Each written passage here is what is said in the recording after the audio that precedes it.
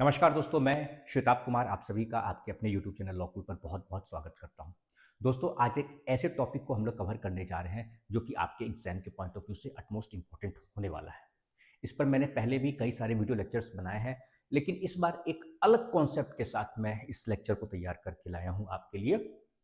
और मुझे पूरा विश्वास है कि आपको जो भी अगर कोई डाउट भी अगर आपके मन में रहा होगा, तो वो भी आज आपका डाउट क्लियर हो जाएगा। एक तरीके से समझिए कि आपका यह डाउट सेशन है, ठीक है?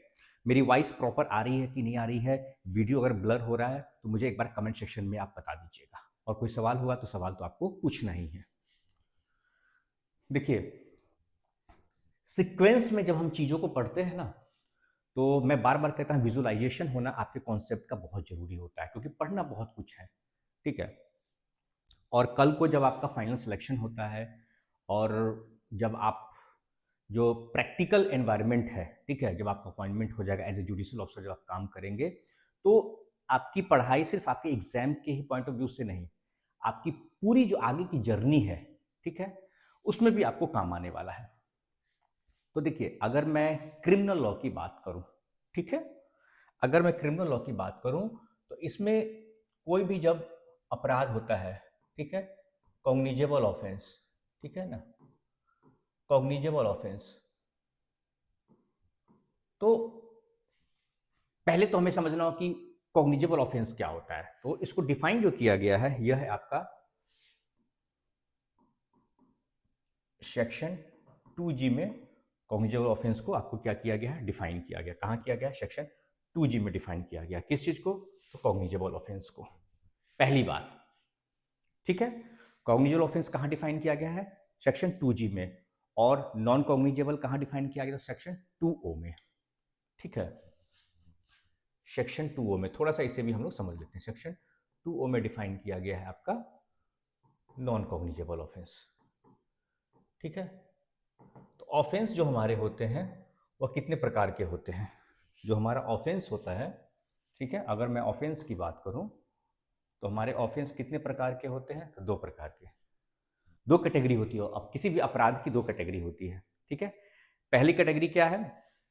तो कॉग्निजेबल ऑफेंस। और दूसरी कैटेगरी क्या है? तो नॉन कॉग्निजेबल ऑफेंस, ठीक है? पहला बात तो यह हो गया।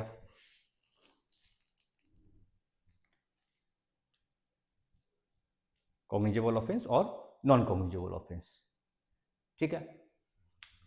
पहला बात तो यह हो गया। डेफिनेशन भी मैंने आपको बता दिया कि किस प्रोविजन के तहत डेफिनेशन है। सेक्शन 2G में आपका आएगा कॉग्निजेबल ऑफेंस और सेक्शन 2O में आएगा आपका नॉन कॉग्निजेबल ऑफेंस। GO, इस चीज को याद रखिएगा आप। G और O। G stands for cognizable offence, O stands for non cognizable offence, ठीक है? अब देखिए, कोई भी जब अपराध होता है, कॉग्निजेबल ऑफेंस जब होता है, ठीक है, तो कॉग्निजेबल ऑफेंस जैसे ही होता है, तो इसको लेकर जो इन्फॉर्मेशन कहाँ दिया जाता है? भाई, कोई भी अपराध हुआ है, संज्ञेय अपराध हुआ है, उसको लेकर इन्फॉर्मेशन कहाँ देना है? तो वह जाएगा आपका FIR के लिए। FIR कहाँ? तो PS, पुलिस स्टेशन। कहाँ जाएगा? तो पुलिस स्टेशन जाएगा। स्टेप से बता रहा हूँ, बिगिनिंग क्या है? कोई भी अपराध, कोई भी संज्ञेय अपराध, ठीक है, कॉग्निजेबल ऑफेंस जैसे ही हुआ, ठीक है, सेक्शन 2G में कॉग्निजेबल ऑफेंस जो डिफाइन किया गया जैसे ही होता है, उसके लिए क्या होगा? FIR होगा, ठीक है? अब आप कहेंगे कि सर कभी कभी थाने में जाते हैं तो FIR नहीं लेता है, ठीक है, कहता है NCR रिपोर्ट दर्ज कर लिए। तो देखिए, जो नॉन कॉग्निजेबल ऑफेंस होता है ना, उसमें FIR दर्ज नहीं होता है, क्योंकि वो छोटी मोटी प्रवृत्ति के अपराध होते हैं जिनमें अमूमन क्या होता है? 3 साल से कम की सजा होती है। जो कॉग्निजेबल ऑफेंस है, उसका कुछ करेक्टरिस्टिक आप जान लीजिए। पहला क्या है कॉग्निजेबल ऑफेंस का करेक्टरिस्टिक? तो सबसे पहले क्या है कि इसमें जो ये गंभीर प्रवृत्ति के अपराध होते हैं, 3 साल या 3 साल से ज्यादा का इस तरह के अपराध में आपको पनिशमेंट मिलता है, सजा दिया जाता है। पहला चीज, ठीक है। दूसरी बात कि इस तरह के अपराध के लिए आपका FIR दर्ज होता है, ठीक है, ना कि एनसीआर आपका दर्ज होता है नॉन कॉग्निजेबल ऑफेंस में, ठीक है। दूसरा बात, इसमें गिरफ्तारी के लिए, अरेस्टिंग के लिए पुलिस को क्या है? पुलिस को वारंट की आवश्यकता नहीं होती है। और इन्वेस्टिगेशन के लिए भी कहीं से भी आदेश लेने की आवश्यकता नहीं, पुलिस इसमें इन्वेस्टिगेशन भी कर सकती है, ठीक है। तो कॉग्निजेबल ऑफेंस जो होता है, इसमें सबसे पहले क्या हुआ, आपका एफआईआर दर्ज हुआ। एफआईआर दर्ज होने के बाद क्या होता है पुलिस का, फिर क्या पावर है, नंबर एक तो ये हो गया। नंबर दो में आपका आ गया, एफआईआर के बाद पुलिस क्या करती है, इन्वेस्टिगेशन, उसके बाद अरेस्टिंग, ठीक है। इसके लिए पुलिस को क्या है, कहीं से भी परमिशन लेने की आवश्यकता नहीं है। No need to get the permission from home, तो मैजिस्ट्रेट, ठीक है, ठीक है ना। तो जो संज्ञेय अपराध होता है, कॉग्निजेबल ऑफेंस होता है, जैसे ही ऑफेंस हुआ इसको लेके इंफॉर्मेशन, सूचना, एफआईआर कहाँ, तो पुलिस स्टेशन में, आपका जो पुलिस स्टेशन है, पुलिस स्टेशन गए, ठीक है, और वहां पर आपका एफआईआर दर्ज हो गया। एफआईआर जैसे ही दर्ज हुआ उसके बाद पुलिस गिरफ्तारी और इन्वेस्टिगेशन का काम शुरू, इन्वेस्टिगेशन और गिरफ्तारी का काम शुरू। यहाँ पर कोई भी किसी प्रकार के परमिशन की आवश्यकता नहीं है, कोई कोई परमिशन नहीं, कोई आवश्यकता नहीं परमिशन की, ठीक है। परमिशन कहाँ लेना होता है, तो नॉन कॉग्निजेबल ऑफेंस में, आपका जो नॉन कॉग्निजेबल ऑफेंस होता है वहां आपको परमिशन लेना है, ठीक है। नॉन कॉग्निजेबल जो ऑफेंस है उसमें सेक्शन 2 में डिफाइन किया गया है, वहां पर आप गिरफ्तारी नहीं कर सकते हैं, ठीक है, नहीं वहां इन्वेस्टिगेशन कर सकते हैं, उसके लिए आपको जो मजिस्ट्रेट हैं कंसर्न वहां के, उनसे आपको परमिशन लेना होगा। लेकिन यहाँ पर कोई परमिशन की आवश्यकता नहीं है, सीधे अरेस्टिंग करनी है, इन्वेस्टिगेशन करना है, गिरफ्तारी करनी है, अन्वेषण करना है, ठीक है, ये पुलिस को यहाँ पर पावर है, ठीक है, कॉग्निजेबल ऑफेंस में, ठीक है। अब देखिए एफआईआर हो गया, ठीक है, तो एफआईआर की जब बात आती है, एफआईआर, ठीक है, किस प्रावधान के तहत होता है यह, तो ये है आपका सेक्शन 173, ठीक है, सेक्शन 173 ऑफ BNSS, ठीक है। भारतीय नागरिक सुरक्षा संहिता के सेक्शन 173 में आपका क्या होता है, तो आपका एफआईआर,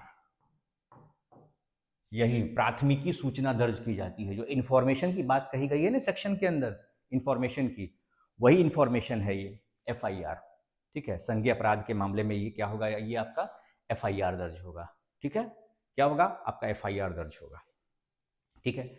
देन आफ्टर एफआईआर के बाद क्या है, एफआईआर के बाद क्या काम है, एफआईआर का पुलिस क्या करेगी, इन्वेस्टिगेशन करेगी, क्या करेगी पुलिस, तो यहाँ पर पुलिस के द्वारा क्या किया जाएगा, तो इन्वेस्टिगेशन किया जाएगा, ठीक है। तो इन्वेस्टिगेशन के लिए क्या सेक्शन है, तो सेक्शन 173 में तो आपको एफआईआर का दिया हुआ है, और सेक्शन 174 जो गैप आ रहा है एक, सेक्शन 174, 173 के बाद क्या है, 174 सीरियल नंबर है ना, 174 में एनसीआर, वही जो कॉग्निजेबल ऑफेंस में जो एनसीआर दर्ज होता है, नॉन कॉग्निजेबल रिपोर्ट, ठीक है ना, छोटे मोटे ऐसे अपराध जिसमें कि 3 साल से कम की सजा होती है, उसमें एफआईआर दर्ज नहीं होता है, उसमें क्या दर्ज होता है, एनसीआर दर्ज होता है। इसको लेके प्रावधान, इसको लेके प्रोविजन, इसको लेके कौन सा सेक्शन है, तो सेक्शन है आपका 174, ठीक है, सेक्शन क्या है 174।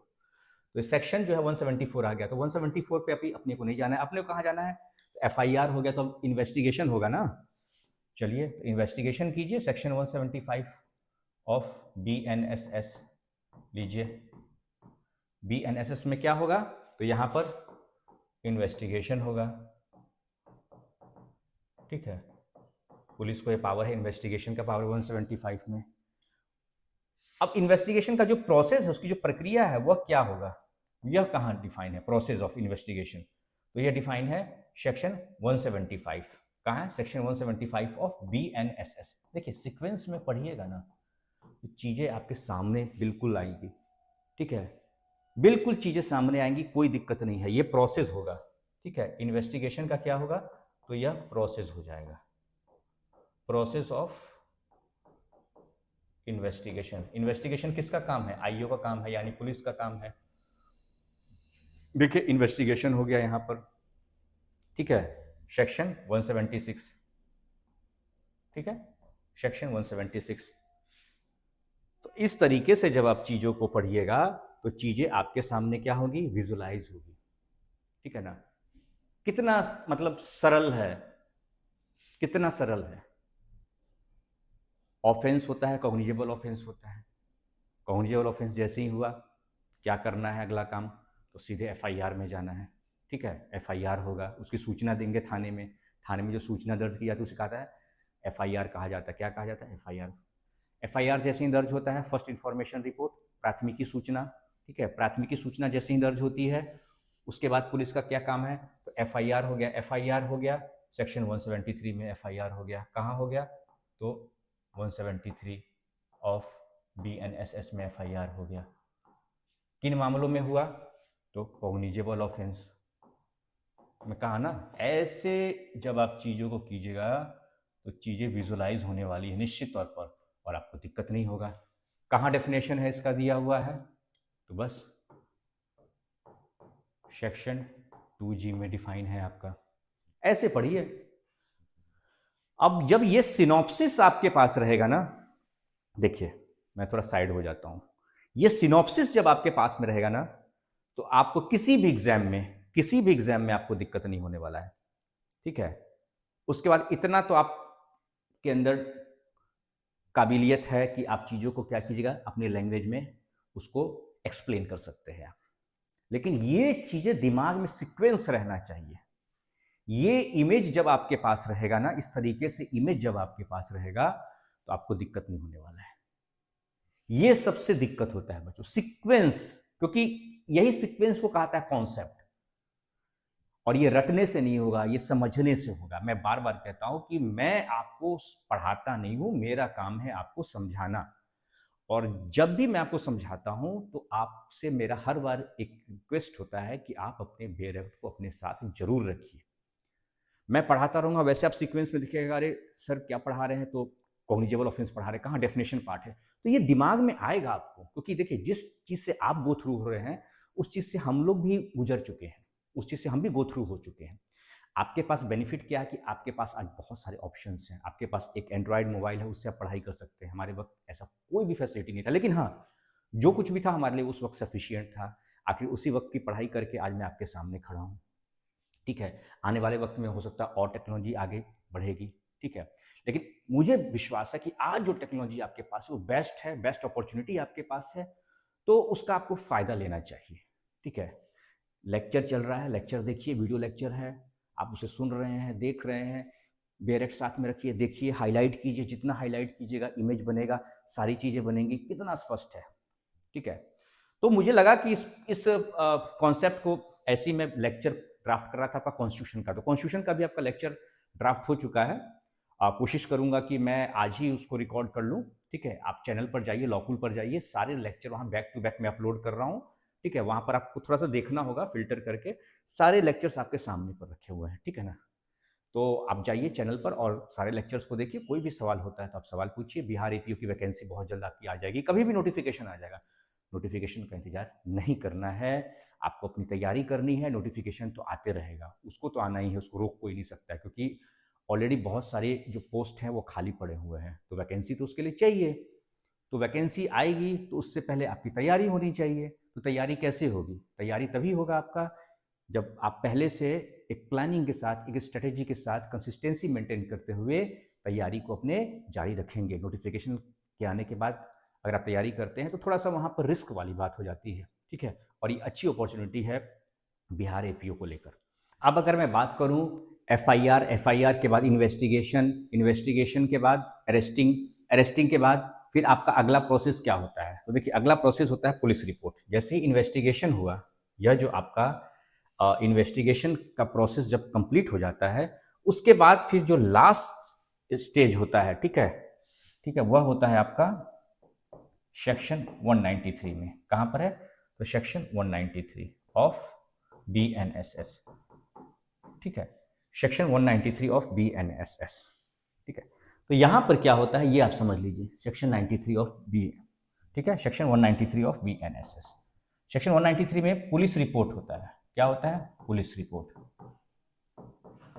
पुलिस रिपोर्ट होता है, ठीक है। पूरा अच्छे से देखते हैं। सेक्शन 193 का सबसेक्शन 3। इसमें क्या बात आती है, तो यहाँ पर आता है आपका पुलिस रिपोर्ट। ठीक है, पुलिस रिपोर्ट बेसिकली क्या होता है कि पुलिस जब इन्वेस्टिगेशन पुलिस के द्वारा किया जाता है, सेक्शन 175 और पूरा जो प्रोसेस दिया हुआ है सेक्शन 176 इन्वेस्टिगेशन का प्रोसेस, उसके बाद जो पुलिस के द्वारा रिपोर्ट सबमिट किया जाता है, ठीक है, पुलिस के द्वारा जो रिपोर्ट सबमिट किया जाता है उसे कहा जाता है पुलिस रिपोर्ट। क्या कहा जाता है? Police report. ठीक है, पुलिस रिपोर्ट। अब पुलिस रिपोर्ट में दो बातें होती हैं, नंबर 1, नंबर 2। ठीक है, नंबर 1, नंबर 2।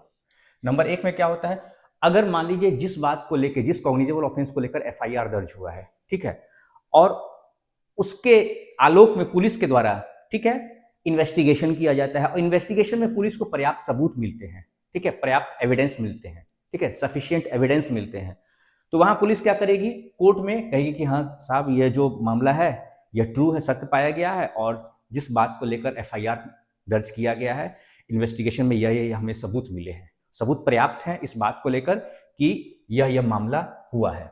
ठीक है, उसके बाद क्या, तो वैसे सिचुएशन में पुलिस क्या करेगी, तो पुलिस कोर्ट में, ठीक है, यहां जो है आपका कोर्ट आएगा। ठीक है, कोर्ट में पुलिस क्या करेगी, पहली सिचुएशन में अगर पुलिस को सबूत मिलते हैं, एविडेंस मिलते हैं, ठीक है, तो पुलिस क्या करेगी, चार्जशीट सबमिट करेगी। चार्जशीट या फिर उसे हम क्या कहते हैं, चालान। ठीक है, चार्जशीट या चालान जब एविडेंस मिलता है, किस सिचुएशन में, जब एविडेंस मिलता है, ठीक है, जब साक्ष्य मिलते हैं, ठीक है, सफिशिएंट एविडेंस। अगर नो एविडेंस का मामला है, क्या है, नो एविडेंस का मामला है, अगर पुलिस को एविडेंस नहीं मिलता है, ठीक है, अगर मामला क्या है, नो एविडेंस का है, पुलिस को एविडेंस नहीं मिलता है, साक्ष्य नहीं मिलता, तो वैसे सिचुएशन में क्या होगा, तो पुलिस यहां पर केस को क्या करेगी, फाइनल करेगी, फाइनल रिपोर्ट। ठीक है, पुलिस के द्वारा क्या सबमिट होगा, तो फाइनल रिपोर्ट, ठीक है, या क्लोजर रिपोर्ट। क्या होगा, क्लोजर रिपोर्ट। ठीक है, क्लोजर रिपोर्ट, इसे एफआरबी कहा जाता है। ठीक है, फाइनल रिपोर्ट या फिर क्लोजर रिपोर्ट, ठीक है, दोनों एक ही बात होगी, फाइनल रिपोर्ट या क्लोजर रिपोर्ट। अगर कोई एविडेंस नहीं मिलता, नो एविडेंस का केस होता है, लेकिन अगर पुलिस को एविडेंस मिलता है तो पुलिस क्या करती है, वहां पे चार्जशीट सबमिट करती। क्या चीज, चार्जशीट या चालान, जब पुलिस को प्रॉपर एविडेंस मिला हुआ है, तो यह बात ध्यान में रखिएगा। ठीक है, तो इस तरीके से जब आप पढ़ेंगे ना, तो चीजें अब बड़ी स्पष्ट तरीके से आपको समझ में आने वाली है। देखिए कितना स्पष्ट लग रहा है पूरा लेक्चर, देखिए आप। ठीक है, तो कोई भी डाउट होता है तो सवाल जरूर पूछे, और लॉकुल का अपना, जैसे मैंने बताया था कि समय समय पे जो यूट्यूब चैनल है उस पर वीडियो लेक्चर्स अपलोड होते रहते हैं, तो वहाँ पर जाइए और सारे लेक्चर्स आपको बैक टू बैक लेक्चर्स आपको मिलेंगे। तब तक के लिए दोस्तों नमस्कार।